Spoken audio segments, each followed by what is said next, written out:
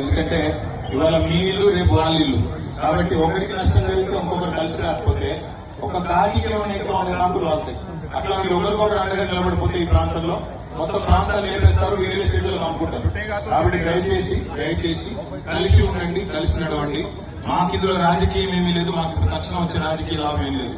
కేవలం ఈ నగరంలో 1,00,000 ఇల్లు కూలగొడతారని రేవంత్ రెడ్డి ఏదైతే పగబట్టి ఓట్లేదని కసితో చేస్తున్న వ్యవహారం, దాన్ని అడ్డుకోవడానికి మేము వచ్చాం.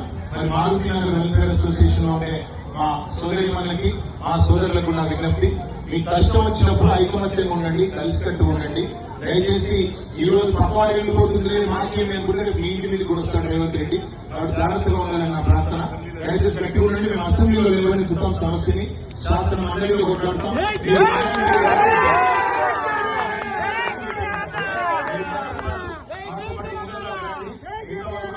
బాధితున్నారు, వారితో పాటు అడుగుతాం.